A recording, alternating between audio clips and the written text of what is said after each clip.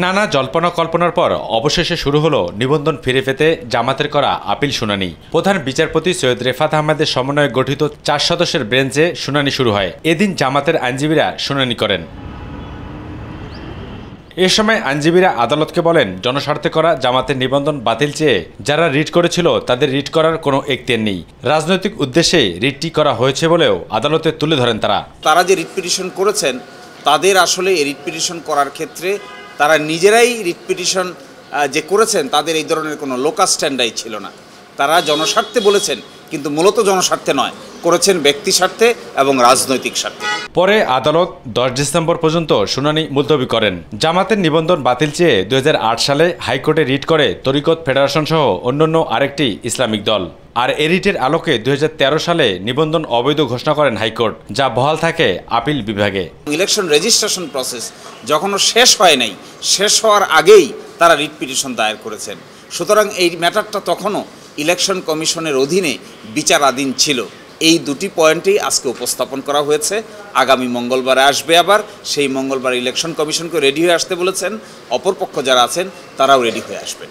অপরদিকে বাংলাদেশের অভ্যন্তরে ভারতীয় সব টিভি চ্যানেলে সম্প্রচার বন্ধ চেয়ে দায়ের করা রিট শুনবেন হাইকোর্ট। বিচারপতি ফাতেমা নজিব ও বিচারপতি শিকদার মাহমুদের রাজীব হাইকোর্ট বেঞ্চ এ আদেশ দেন। আগামীকাল রিট আবেদনটি শুনানির জন্য হাইকোর্টের কার্যতালিকায় আসতে পারে বলে জানিয়েছেন রিটকারী আইনজীবী।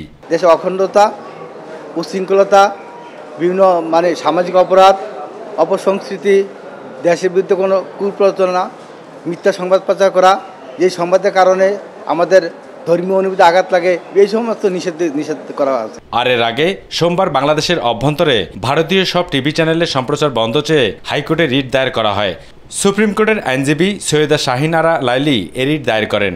একই সঙ্গে বাংলাদেশে ভারতীয় টিভি চ্যানেলের সম্প্রচার বন্ধে কেন নির্দেশনা দেওয়া হবে না তা জানতে চেয়ে রুল জারির আর্জি জানানো হয়। ইদানিং দেখা যায় ভারতীয় বিভিন্ন চ্যানেলগুলা আমাদের দেশের কোনো একটা চ্যানেল ভারতে প্রচার করে না, অথচ এদের চ্যানেলগুলো আমাদের দেশে অহরহ প্রচার হচ্ছে। এমনকি এরা মিথ্যা কথা বলা এবং একটা প্রপাগান্ডা ছড়ানো, বিভিন্ন এই সমস্ত কথাবার্তাগুলো আমাদের উস্কানিমূলক বক্তব্য দিচ্ছে, যেটা নাকি এই আইনের পরিপন্থী। মানবতা বিরোধী অপরাধের মামলায় যাবজ্জীবন দণ্ডপ্রাপ্ত ডাক্তার গোলাম সাব্বির আহমেদের জামিন শুনানি পিছিয়ে 12 ডিসেম্বর ধার্য করা হয়েছে।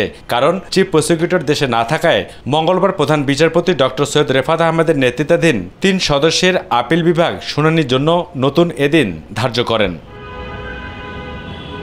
আবু সৈয়দ অপু, মাই টিভি, ঢাকা।